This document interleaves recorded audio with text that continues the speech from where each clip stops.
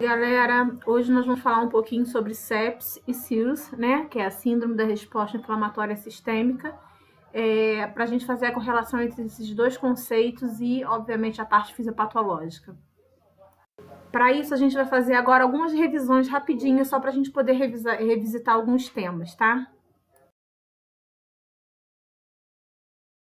O primeiro conceito que a gente precisa revisitar é o de patógeno primário e patógeno oportunista. Então, aquele patógeno que a gente define como primário são os micro-organismos que têm potencial para causar infecção em qualquer hospedeiro, independente de qualquer coisa. Eles possuem os atributos de virulência necessários que permite que ele se instale no hospedeiro e ali ele possa permanecer. Aqueles patógenos que a gente define como oportunista são patógenos que, para causar a doença, ele precisa necessariamente de uma baixa de imunidade no hospedeiro. Então, por exemplo, Candida albicans é um fungo sabidamente oportunista, porque a candidíase só aparece quando eu tenho alguma variação de imunidade. Já a tuberculose pelo Mycobacterium tuberculosis, ela não é uma doença oportunista. A tuberculose só é uma doença oportunista quando ela é causada por outro patógeno, que é o Mycobacterium avium. Então, a M. tuberculosis é uma bactéria primária, ela não precisa de baixa de imunidade do hospedeiro. Então, a gente precisa ter isso bem claro. Aquele patógeno que você chama de oportunista, ele precisa necessariamente de baixa de imunidade do hospedeiro para causar a doença. E o patógeno primário não, ele tem tudo em si mesmo, né, de atributos de virulência para poder causar doença no hospedeiro. Outro conceito importante é a diferença entre microbiota e infecção. Então, para essa diferença, a gente precisa trabalhar em cima da relação do micro-organismo com o hospedeiro. Então, quando essa relação micro-organismo-hospedeiro é uma relação positiva ou neutra, ou seja, ou esse micro-organismo está me ajudando de alguma maneira, ou se ele não está ajudando, ele também não está me atrapalhando, é uma relação neutra, a gente chama isso de microbiota. A partir do momento que essa relação passa a ser uma relação negativa, ou seja, quando a gente passa a ter lesão tecidual, essa relação ela passa a ser então chamada de infecção. Então, a própria microbiota pode se tornar infecção se a gente perder esse equilíbrio, né, de relação entre micro-organismo e hospedeiro.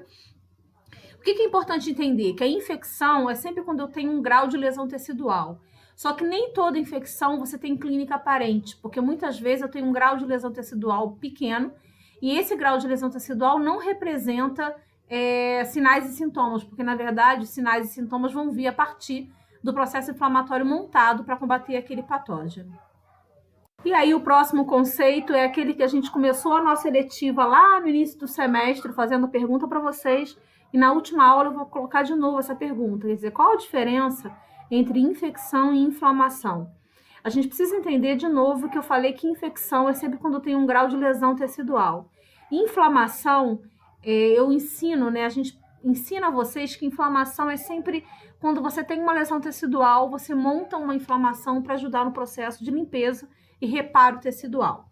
A gente agora, depois de um semestre de eletiva, a gente sabe que inflamação é muito mais que isso. Mas na sua cabeça, guarda que toda vez que você tiver uma lesão tecidual, você vai ter uma inflamação instalada, ok? Então é importante estar claro para vocês que inflamação e infecção são coisas completamente diferentes. Apesar de que, se na infecção a relação micro-organismo hospedeiro é uma relação negativa e ele passa a causar lesão tecidual, uma infecção pode causar uma inflamação, ok? Mas a inflamação não está atrelada necessariamente a uma infecção, uma pancada, uma queimadura, que geram da mesma maneira lesão tecidual, eu posso ter um quadro inflamatório a partir desse lugar. Então, pensa na inflamação sempre a partir do processo de lesão de tecido. Um outro conceito que a gente precisa definir é infecção comunitária e infecção hospitalar. A infecção comunitária é tudo aquilo que vem da comunidade, né? A infecção hospitalar é que possui algumas definições. Mas o importante é a gente lembrar sempre que a infecção hospitalar vai ser algo relacionado a internações ou a procedimentos médicos né? No ambiente médico, vamos botar assim, consultórios, hospitais, enfim. No slide a seguir eu vou falar um pouquinho mais dessas definições baseado nas definições da própria Fiocruz. Então, como eu falei para vocês, infecção hospitalar é qualquer infecção adquirida após a internação do paciente e que se manifesta durante a internação ou mesmo após a alta, quando pudesse ser relacionado com a internação ou procedimentos hospitalares. Sempre com relacionado à assistência à saúde. Então, assim, o que é importante lembrar sempre? Que quando você pensa em infecção hospitalar, a gente pensa na aquisição de patógenos teoricamente mais resistentes do que os patógenos quando eles são adquiridos a nível de comunidade. Lembra que o hospital é um lugar em que você tem uma pressão seletiva muito grande em cima desses micro-organismos, pelo uso de desinfetantes muito fortes, pelo uso de antibióticos muito fortes. Então, normalmente, infecções hospitalares são infecções mais agressivas, vamos colocar assim, no que diz respeito à característica de resistência do patógeno. Por que isso é tão importante? Então, de novo, quando a gente pensa nessas infecções hospitalares, e o tema da aula é sepsis, a gente tem que lembrar que se o paciente está internado, se ele passou por um grande procedimento, como cirurgia, né, ou algo do tipo, a gente meio que espera, né, a possibilidade de uma sepsis. Agora, se esse paciente vem da comunidade, se esse quadro de sepsis dele vem da comunidade, isso vai te dar um pouco mais de trabalho, porque, na verdade, os sinais e sintomas da sepsis são completamente inespecíficos, vocês vão ver daqui a pouco. Mas por que é importante a gente trabalhar nesse lugar? Porque quando você fala de infecção hospitalar, a gente tem que lembrar, primeiro, que esse micro-organismo é um micro-organismo teoricamente mais resistente, que tenha mais perfil de resistência a antimicrobianos, e a gente tem que investigar sempre a possibilidade do acesso, quer dizer, esse paciente ele tem catéter, tubo, dreno, sonda, qualquer material, né, artificial que esteja no organismo dessa pessoa pode ser uma fonte, né, por onde esse micro-organismo chegou até esse hospedeiro. Por outro lado, quando o paciente está hospitalizado, essa imunidade dele sofre abalo por conta do uso de medicamento. O próprio ambiente hospitalar é um ambiente, né, que mexe com a neuroendócrina imune, ou seja, com a parte emocional do paciente. A gente tem que levar em consideração, obviamente, a idade e doenças prévias. Então, essa montante toda no que diz respeito à infecção hospitalar, quando a gente pensa em infecções, ela é importantíssima para a gente voltar à tríade, né? Eu já vou mostrar para vocês que eu falei lá uma das primeiras aulas. Na tríade, toda doença infecciosa precisa de uma tríade: hospedeiro, ambiente e micro-organismo. Então, como eu falei, tá aí, ó, patógeno, ambiente, hospedeiro. Então, essa cadeia epidemiológica, ela tem que sempre que ser levada em consideração quando você pensa em qualquer tipo de doença infecciosa. E a sepsis, ela é uma doença infecciosa, é por isso que eu estou fazendo todo esse resgate com vocês em cima da definição de micro-organismo e da própria resposta imune a patógeno.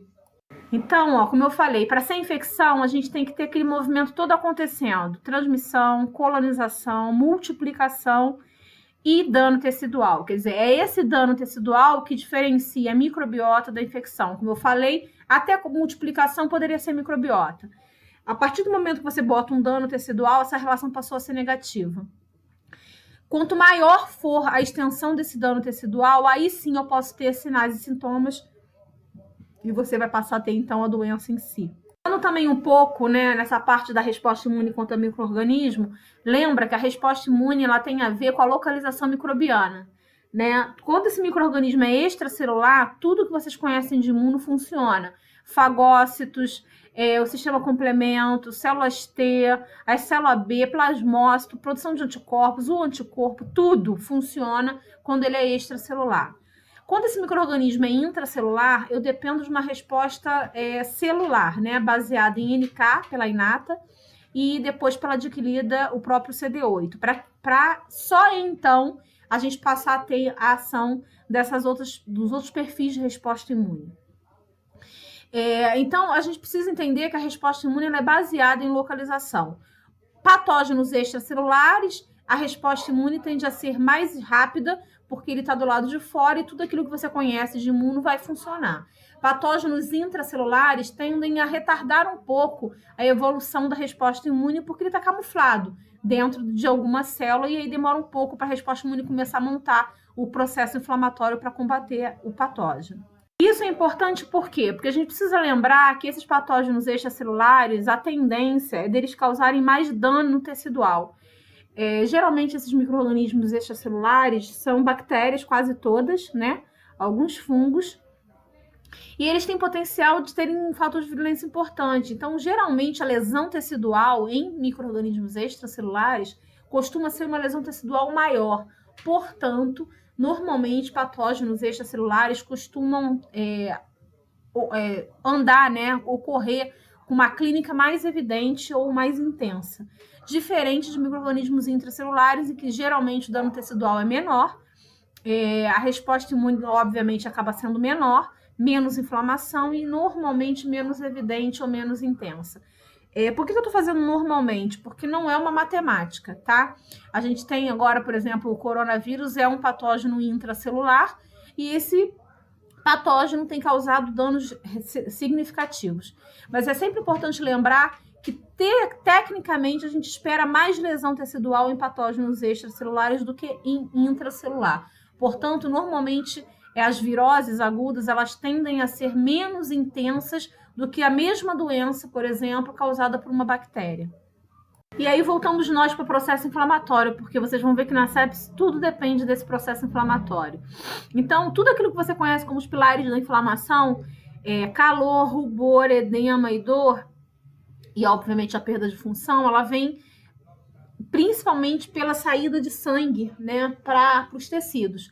Então, a gente vai ter aí a chegada de sangue. Fica quente porque sangue traz calor, o vermelho é porque o sangue traz, né, a cor do sangue é vermelha, o edema é por conta dessa chegada de líquido no tecido, e a dor pode acontecer tanto pela distensão do tecido, porque você está aumentando a quantidade de líquido, como pela estimulação dos nossos receptores. Eu acho que todos lembram que os receptores do tipo C, né, que são os amielínicos, eles são reativos, eles são responsivos a substâncias inflamatórias. Então, eu posso estimular diretamente o receptor de dor.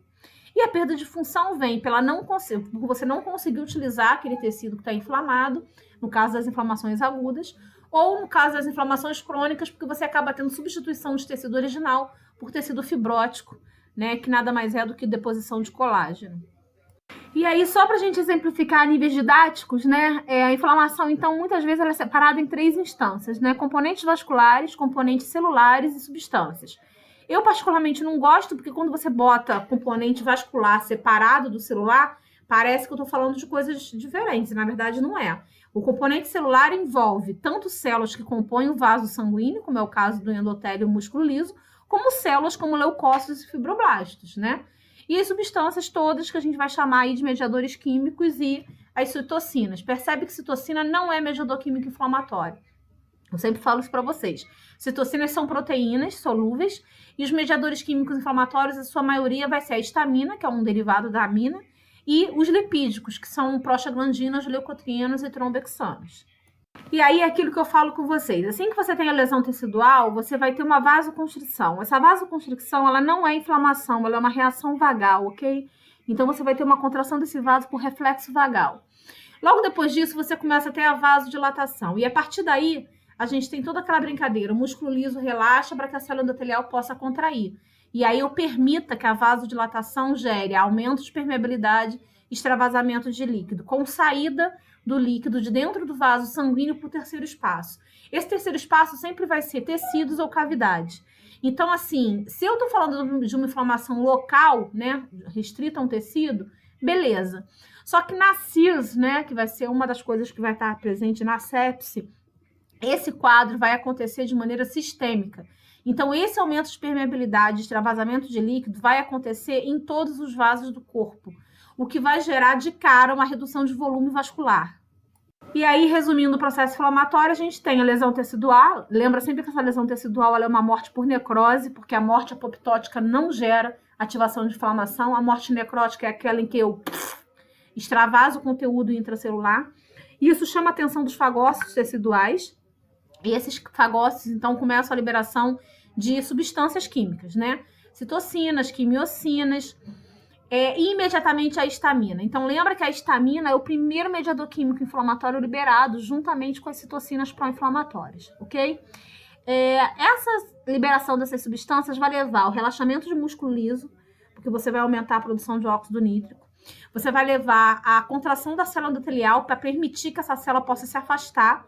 Ao mesmo tempo, essas células endoteliais, elas aumentam a expressão de proteínas de adesão, que é justamente para poder permitir que os leucócitos façam adesão a elas.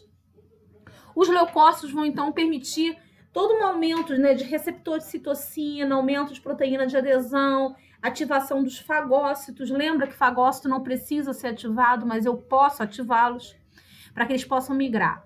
Juntamente com isso, a gente tem também a alteração dos hepatócitos. Lembra que hepatócito produz proteína C reativa e proteína do sistema complemento. E eu vou ter ativação de coagulação. Sempre que você pensar em inflamação, você vai ativar a cascata de coagulação.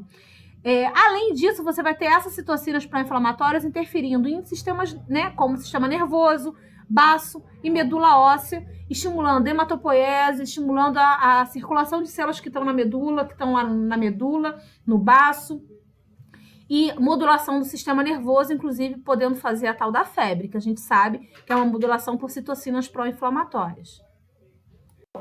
Eu peguei esse material, coloquei para vocês as referências, está lá no site da sociedade, né, do Instituto Latino-Americano de Sepse, que é a definição de sepse e os protocolos desenhados por eles.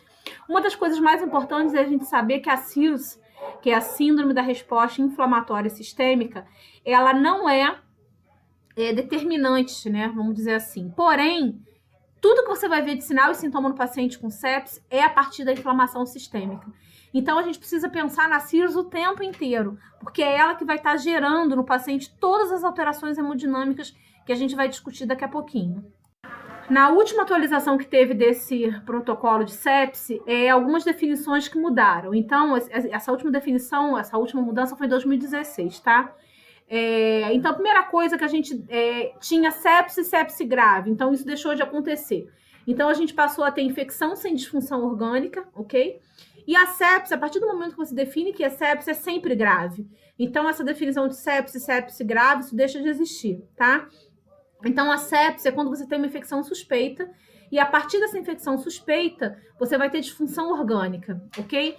E aí ele coloca que é independente da presença de SIRS, porque nem sempre você consegue amarrar a SIRS, mas você pode ter certeza que toda a disfunção orgânica que você vai enxergar é pela SIRS que você vai ter acontecendo nesse paciente.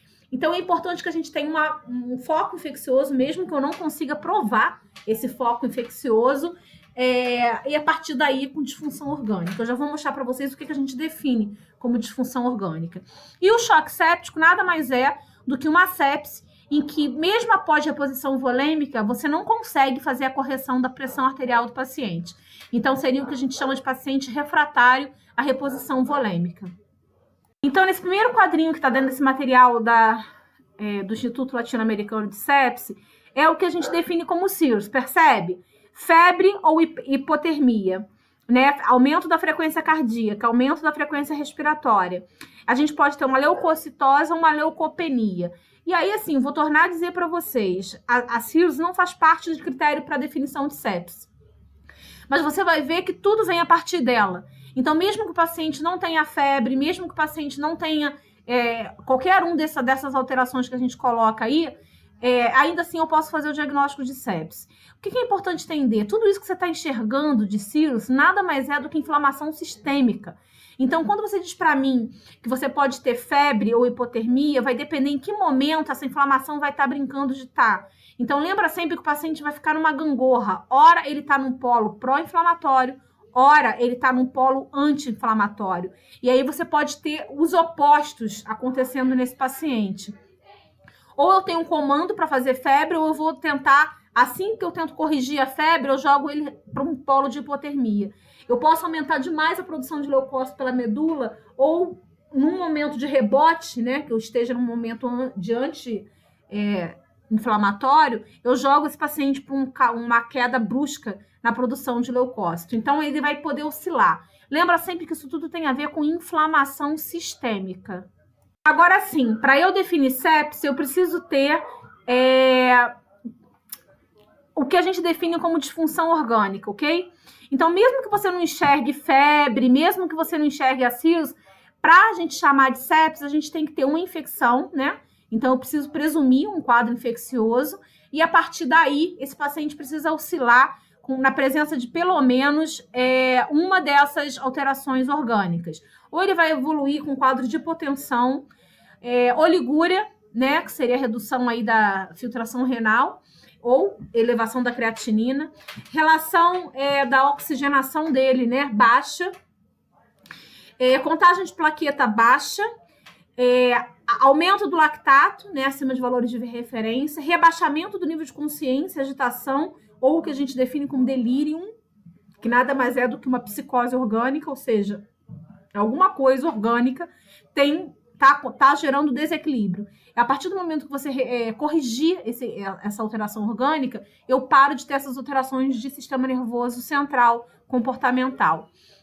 Aumento significativo das bilirrubinas. Então, assim, basta uma dessas alterações sem nenhuma justificativa para elas e com a possível presunção, né, sua de que exista um foco infeccioso para a gente definir sepse. Então, a definição de sepse trabalha em cima de alteração orgânica, ok? E aí, por que é importante você separar a cirrose de sepse? Porque, na verdade, a cirrose é um quadro inflamatório sistêmico. Eu posso ter cirrose sem ter presença microbiana. Então, por exemplo, a pancreatite aguda, ela é um quadro em que você pode ter uma inflamação sistêmica devido a um grau altíssimo de lesão pancreática pelas enzimas pancreáticas. E, a partir daí, você instala uma inflamação sistêmica sem nenhuma necessidade de presença microbiana. Então, a cirrose não precisa ter presença microbiana. A sepse precisa. Então, eu costumo brincar que a sepse nada mais é do que uma cirrose com infecção, ok? Então, a partir daí, o que a gente precisa entender da cirrose é uma inflamação sistêmica. Então, o que você vai fazer? Uma baita vasodilatação sistêmica a partir do momento em que você vai gerar um grande aumento de permeabilidade, extravasamento de líquido, ou tem a saída de sangue de vaso para o terceiro espaço. A partir daí, você tem uma redução do volume vascular, que vai gerar, obviamente, uma hipotensão, porque lembra que a gente precisa de volume, né, junto com resistência vascular para gerar a pressão arterial. E isso pode caminhar, se não conseguir reverter essa hipotensão, para uma falência múltipla de órgãos, seguida de morte. Então, lembra que tudo na sepse vai gerar em torno da cirrose, apesar de você não usar mais a cirrose como diagnóstico, porque os sinais e sintomas da cirrose são completamente inespecíficos. Mas quando você diz para mim que o paciente vai ter uma disfunção orgânica, que seria uma hipotensão absurda, essa hipotensão vem por conta da cirrose que está instalada. Bom, esse slide eu acho que é o slide mais importante da aula de hoje, que na verdade ele resume tudo que acontece na sepse, que não é pouca coisa. Então vamos lá, a gente tem um quadro, a sepse é na verdade uma infecção, a partir da qual a gente gera uma resposta inflamatória sistêmica. Essa inflamação sistêmica ela vai de cara alterar a permeabilidade, né, vascular, que vai levar a saída de sangue para o terceiro espaço, que vai evoluir com quadro de hipovolemia, e aí automaticamente você vai ter um débito cardíaco reduzido. Aí a gente tem uma redução da contração, da força de contração, né, do ventrículo esquerdo, o que vai fazer a PA cair. Automaticamente, como um evento compensatório, você vai ter aumento da frequência cardíaca, tentando forçar um aumento da força de contração, que é um pulso rápido, porém vazio, né? Que a gente chama de pulso filiforme. Você bota para tentar ver o pulso do paciente, está muito rápido, porém você sente que está lá longe, né? Eu não consigo encher vaso, ok? A partir do momento que você tem a redução da força de contração, você já começa a induzir uma lesão renal. Por quê? Porque esse rim vai começar a trabalhar mais, tentando aumentar essa pressão arterial. A gente vai ter também, a partir do momento que você ativa loucamente coagulação intravascular disseminada, lembra? Inflamação leva ao aumento da coagulação e isso vai estar sistemicamente, você pode gerar oclusão vascular. Essa oclusão vascular com a redução de volemia pode levar a isquemia tecidual. Essa isquemia tecidual vai somar para você levar um quadro de disfunção renal. Além disso, essa isquemia tecidual vai aumentar a toxicidade neural. E isso pode evoluir para o delírio, né? Que você vai buscar como disfunção orgânica. A gente pode passar a ter também uma lipólise devido à inibição da insulina. Lembra que citocinas pró-inflamatórias estimulam a lipólise, elas são contrarreguladoras da insulina, né? A partir desse lugar, você vai ter um quadro de hiperglicemia, você pode ter uma hiperglicemia, o que vai poder aumentar a toxicidade neural. Essa hiperglicemia pode gerar estresse oxidativo, lembra? Aumentando o lactato.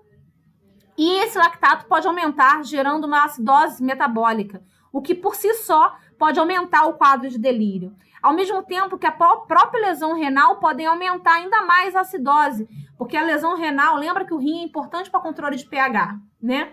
Além disso, a gente tem o processo do aumento da circulação de lipídios, levando a uma sobrecarga hepática, né? Porque essas gorduras vão parar no fígado. E aí você vai ter um aumento de bilirrubina, sim. e redução da proteína de coagulação. Então, quando você busca as enzimas hepáticas, é porque fígado, nesse momento, acaba sendo um órgão imunológico. E ele vai estar sobrecarregado, aumentando a produção de proteína C reativa, proteína do sistema complemento.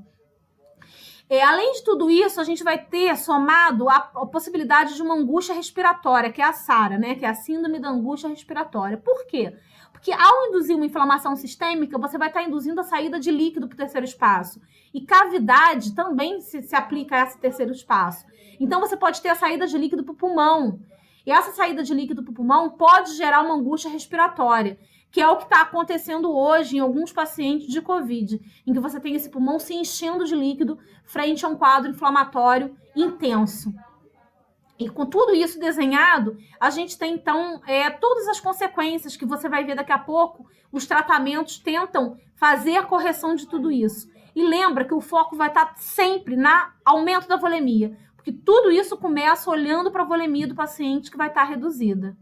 Essa imagem é uma imagem que eu até botei para vocês um material de cardio bem legal, e eu gosto dela, na verdade, ela traz para falar de vários tipos de disfunção miocárdica, mas percebe que um deles em especial tem a ver com a inflamação sistêmica. E aí, através de citocinas pró-inflamatórias, você tem aumento de óxido nítrico, e esse óxido nítrico vai fazer uma grande vasodilatação. A partir daí, eu tenho redução da perfusão. Claro, se você faz uma vasodilatação, você não consegue encher vaso, então esse sangue fica lentificado, a PA vai cair, né? Tudo baseado em débito, beleza? E aí, a partir desse lugar, você aumenta a frequência como maneira de compensar essa queda de pressão arterial. Então, tudo isso vai gerar, né? Vai potencializar um quadro de isquemia.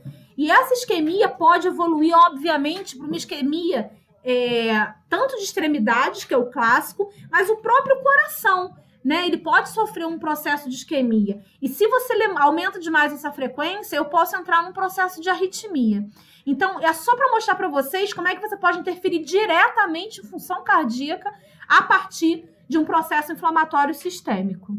No tratamento da sepse, a gente precisa ter em mente que, assim, existem protocolos para você tratar a sepse, mas o que é imperativo, assim que você faz um diagnóstico de sepse, é imediatamente você começar uma reposição volêmica maciça, vigorosa, com uma grande quantidade de fluidos, né, para serem repostos nesse paciente, porque lembra que todos os problemas dele vão vir principalmente a partir da redução de volume vascular, somado ao uso de antibióticos. Se eu sei que a sepse tem envolvimento microbiológico, eu preciso entrar com antibiótico de amplo espectro. Por que amplo espectro? Porque eu tô com uma doença que é potencialmente fatal. Então, não dá tempo de eu ficar brincando de estilingue. Eu vou precisar usar um canhão. Somado a isso, a gente tem outras possíveis ações. Então, corticoide, por exemplo, é controverso o uso de corticoide. Eu vou mostrar para vocês daqui a pouquinho. Porque o paciente vai oscilar entre CIUS e... Em um momento ele está no polo pró-inflamatório, em outro momento, rapidamente, ele passa para um polo anti-inflamatório. Então, há controvérsias. A gente só vai pensar no uso de corticoide quando esse paciente não responder aos vasopressores, ok? A gente pode usar anticoagulante. De novo, é risco-benefício. Vale a pena entrar com anticoagulante? Porque lembra, esse paciente vai estar com coagulação disseminada intravascular. Mas a tendência, evoluindo a doença, é que ele tem um esgotamento de fatores de coagulação. Então, naturalmente, ele vai caminhar para um polo de sangramento. O controle glicêmico e nutricional do paciente tem a ver com a redução desse estado catabólico. A sepse envolve um estado catabólico intenso, devido à grande circulação de citocinas pró-inflamatórias, que levam ao processo de lipólise. Suporte ventilatório vai ter que entrar desde o início. Esse paciente pode rapidamente evoluir para a SARA, né, que é a síndrome da angústia respiratória. Então, não se trata sepse em enfermaria. Sepse precisa ser tratada em CTI, porque esse paciente vai ter que ser entubado, ok? E algumas medidas terapêuticas adicionais. O próximo slide, essa tabelinha, eu boto ela em maior aumento. Então, percebe? A gente tem um quadrado sobre o medicamento a ser utilizado. E é assim, tudo isso vai depender de como o paciente vai responder. O que é o grande problema da sepse? Você tem um protocolo, e esse protocolo, ele é, assim, nem todo mundo responde da mesma maneira. Então, a sua tomada de decisão frente ao que usar no paciente vai depender do paciente. Então, você pode achar que sabe sepse, mas não sabe nada. Na verdade, quem vai dizer para você o que fazer vai ser o próprio paciente, porque cada um responde de uma maneira completamente diferente. Então, por exemplo, o uso de reposição volêmica no paciente. A gente tem dois tipos de soro, né, a repor para eles.